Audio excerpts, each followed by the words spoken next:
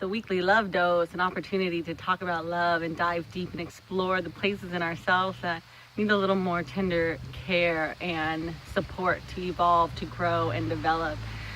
Yay, so excited to be bringing this offering through and seeing how it just metamorphoses and changes in my life. And I'm so thankful for all your support in helping me do that. I've been working on getting a set together so that I can have a more regular place to do these recordings from, some more professional looking stuff with a backdrop and some lights. So your funding is helping to make that possible, as well as to build the connections that's making it possible as well. I just want to let you kind of give you an update on what's happening and let you know that I will be doing a weekly, not a weekly, but a monthly love dose on a Facebook Live so that I can let people know what I'm up to. But you patrons are the ones that get to receive these videos on a weekly basis, so that is your gift from me, for your gift for my work. So thank you so much. Today, what's been coming through is the stories that we tell ourselves. It was a topic that has been inspired by Desiree Susan, who is now a current host of Love in the 21st Century, a show that I started in Chico, California. That tagline is 1/3 self-love guide, 1/3 compassion trading, 1/3 dating advice, and has really been this lesson in love for myself, because I didn't really start it with any other purpose but to broaden the conversation around love, because I felt so inspired to talk about love, that we don't really talk about it in a way that's going to help us evolve and to grow.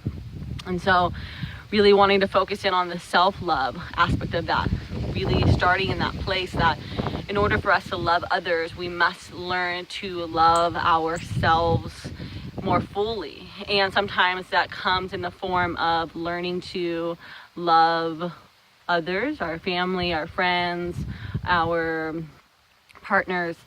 But really, it's all showing us this grand lesson on how to love ourselves. And so the stories we tell ourselves are so important. Like, am I worthy? Am I important?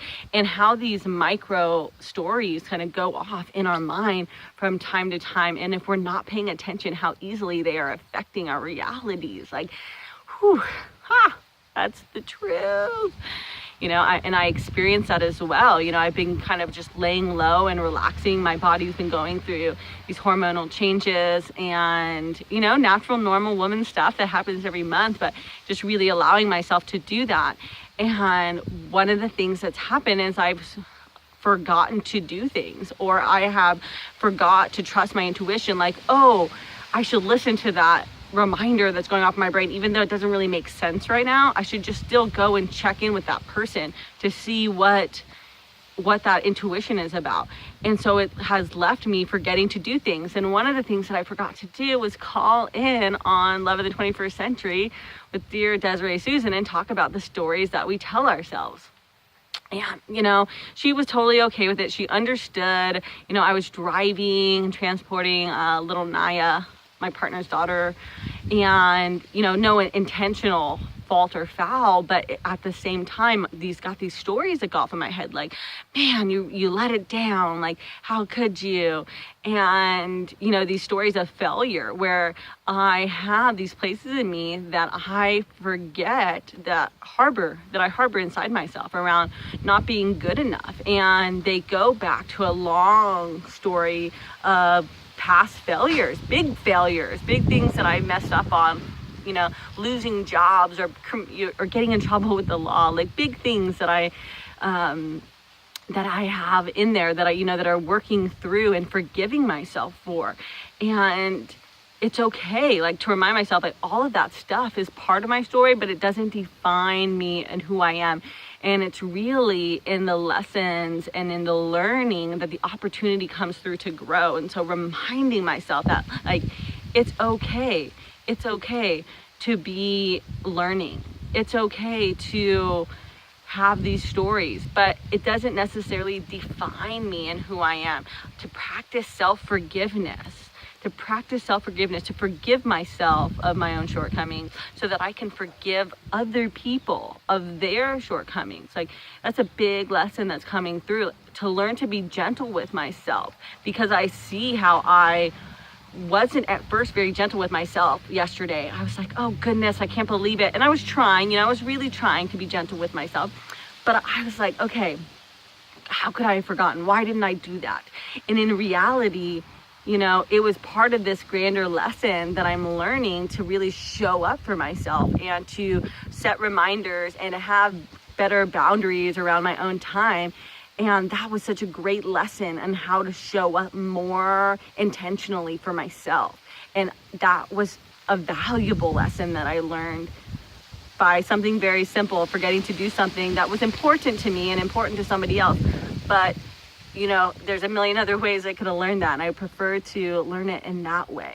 So being okay with the opportunity that it presented myself, and remembering that it's in what I focus on. It's that story that I tell myself.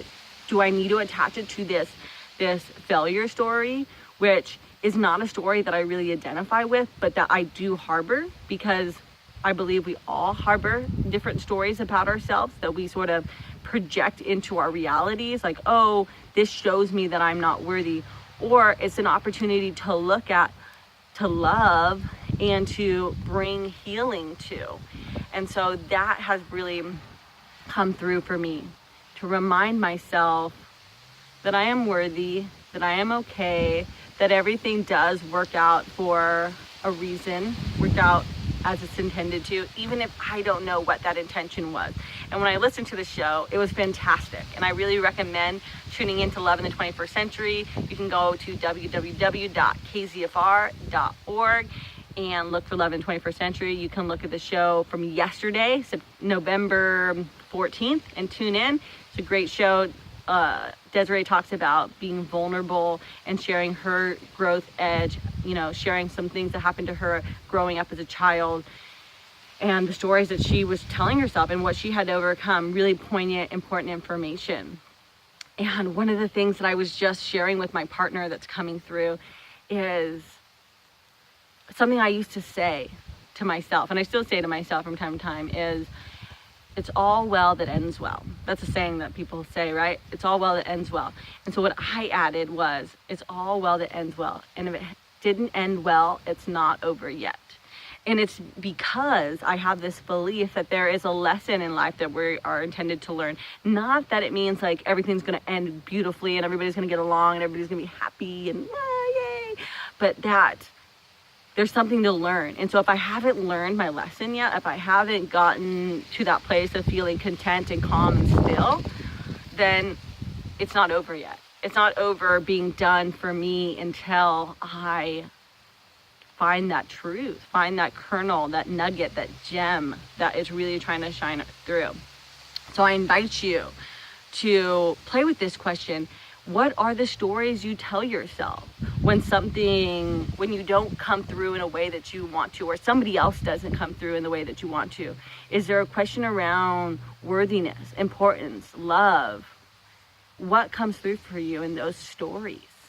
I invite you to today, through this week, to just listen to that mind talk, what it tells you, because it's really a secret key, a secret garden of getting to know ourselves better when we're willing to listen.